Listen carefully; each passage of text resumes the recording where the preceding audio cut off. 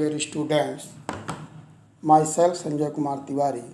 I am going to teach you class 9th NCERT English poem 4 The Lake Isle of Innisfree.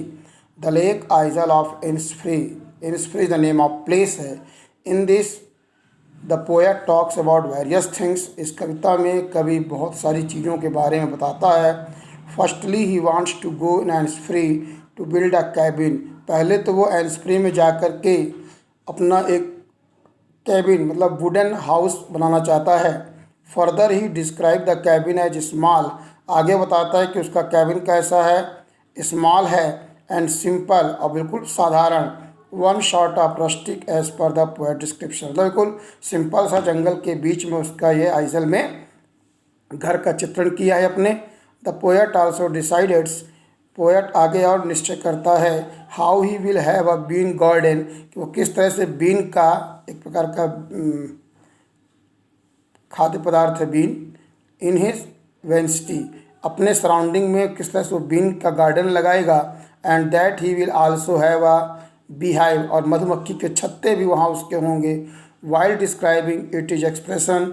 जब वह अपना सब describe कर रहा होता है अपने एक्सप्रेशंस को, सेस ही वांट्स, वह कहता है, वह एक्सप्रेस करता है कि वह चाहता है his little cottage in the forest surrounded by the honey बीज, कि जहाँ जंगल में उसका ये घर हो वहाँ पर हनी बीज भी हों, मधुमक्खियाँ भी हों.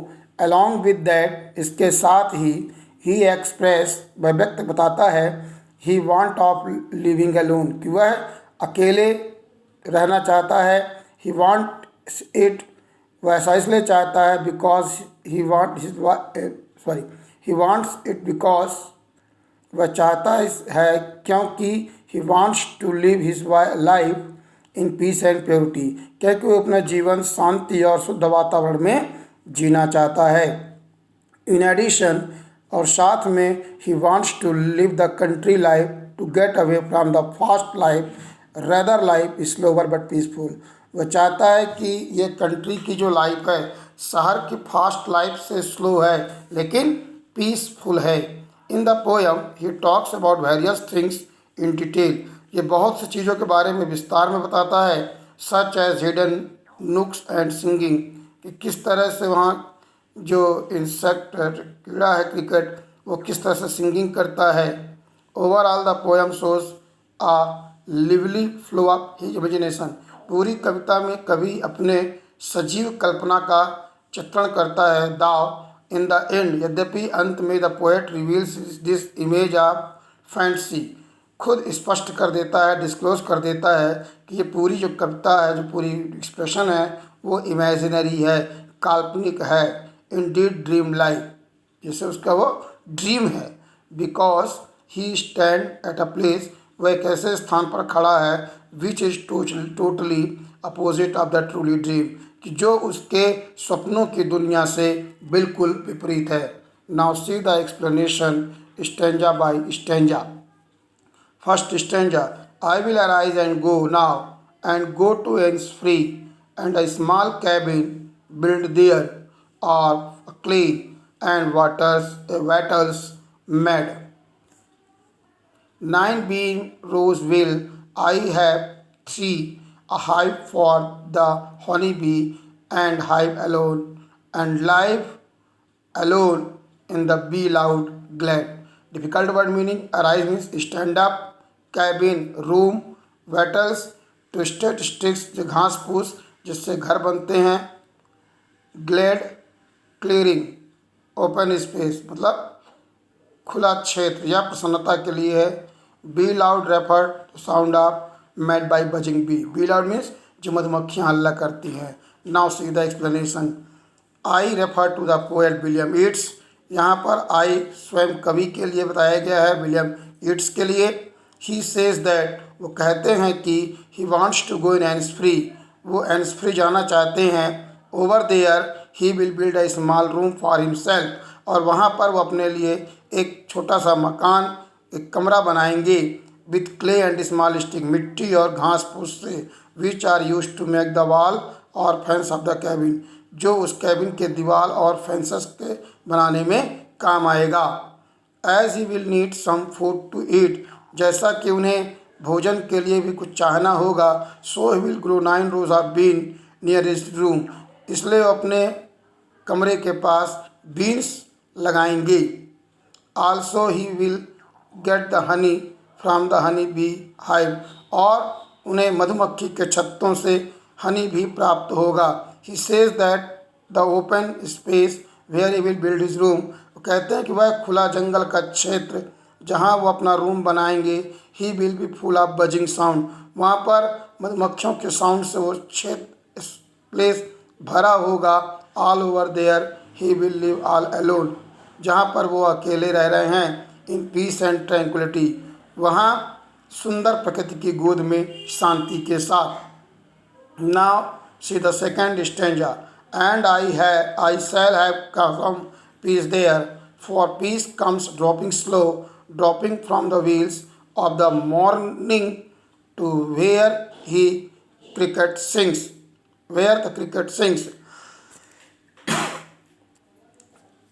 There midnights all, a glimmer and noon, a purple glow, and evening full of linnets wing. यहाँ पर व्हील एक घूंघट जो वुमेन अपने चेहरे को कवर करने के लिए यूज़ करती हैं। क्रिकेट एक इंसेक्ट है, यहाँ पर ग्रॉसहॉपर से उसको रिलेट किया गया है। लिनेट एक स्मॉल ब्राउन ग्रे कलर की शॉर्ट बीक वाली बर्ड है। ग्लिमर मीन्स शाइनिंग, चमकदार। In this stanza the poet says that, इन पंक्तियों में कवि कहता है दैट कि व्हेन इन एंस फ्री, जब वह एंस फ्री में रहेगा, ही विल फील पीसफुल, वह अपने आप को शांत महसूस करेगा। एंड ही सेज दैट, वह कहता है कि he feel peace is felt slowly and gradually, ये पीस धीरे धीरे और क्रमिक रूप से आएगा। He describe how he would feel peaceful, अब वह किस तरह से उस पीस को महसूस करेगा उसके बारे में भी बताता है।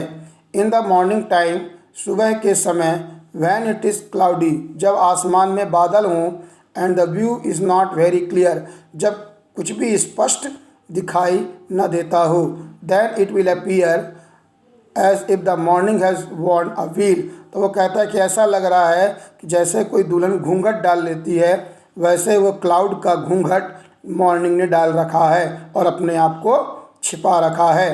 Looking at this sense will make him feel peaceful, ये देख करके उसे शांति का अनुभव होगा। फर्दर ही सेज, आगे वह कहता है that when the male cricket insect will sing, कि जब मेल ग्रासहॉपर सिंग करेगा, गाएगा song, that sound will bring him at a peace, इससे भी उसे एक सुकून, एक शांति मिलेगी। एट आल्सो, भी शांति, इससे भी शांति उसको मिलेगी। एट मिडनाइट, रात के समय, when he will see the twinkling star in the open sky, जब वह खुले आसमान में टिमटिमाते हुए तारों को देखेगा, there shine will give him peace, और वह उनकी शाइनिंग भी उसे एक सुकून, एक शांति देगी। इन द आफ्टरनून, दोपहर के समय, when the sunlight will give a purplish glow, जब सूर्य अपनी पूरी चमक में होगा, it will also give him peace, इससे भी उसे आनंद, सुख का अनुभव होगा। ड्यूरिंग द इवनिंग, शाम के समय, when he will see the Lynette bird flying, जब वो शाम को देखेगा कि लिनेट बर्ड आकाश में उड़ रहे हैं, then also he will feel peace, तब भी उसे सुकून और शांति मिलेगी। मतलब इस स्टेंजा में बताया कि जब वो वहाँ रहेगा तो किन किन चीज़ों से उसे आनंद, सुख और शांति प्राप्त होगी। Next third stanza, I will arise and go now for always, night and day I hear the lake water lapping with low sound by the shore, while I stand on the roadway or on pavement grey, I hear it in deep heart's crow, a core. Night and day means all the time, पूरा दिन। Lapping, stick करना, टकराना किसी चीज़ से। Heart score, inner most part of heart. In this stanza, the poet says इन पंक्तियों में कवि कहता है that now he will stand up, अब वह रेडी होगा, तैयार होगा, and go to hands free, और हैंड्स फ्री जाएगा। मैंने पहले बताया है कि हैंड्स फ्री एक नेम ऑफ प्लेस है जहाँ पर कवि जाकर के कुछ समय व्यतीत करना चाहता है। बिकॉज ऑल द टाइम, क्योंकि पूरे दिन, the sound of the lake water striking the shore, क्योंकि जो लेक का पानी है वो किनारों पर टकराएगा और पूरे दिन उसकी आवाज़ें उसे सुनने को मिलेंगी। This sound attract him towards the lake, और यही साउंड उसे लेक की ओर अट्रैक्ट करेगी, आकर्षित करेगी। Whenever he is either standing or on road way or in the grieve, चाहे वो रोड के किनारे खड़ा होगा, चाहे वो चट्टानों पर होगा। कलर्ड पेवमेंट, ये एक रास्ते के किनारा है जहाँ पर ये खड़ा है। He hears the sound deep in innermost part of his life, और ये आवाज़ें उसे दिल की गहराई से, मतलब ये इमेजिनरी साउंड उसे वहाँ पर सुनाई दे रही है। इस तरह से हमने आपको ये poem line by line explain करने का प्रयास किया और उम्मीद करते हैं कि ये आपको बिल्कुल पसंद आया होगा। और यदि आपको पसंद आया है तो लाइक और सब्सक्राइब जरूर करें, ज़्यादा से ज़्यादा लोग इसके बारे में प्रेरित करें।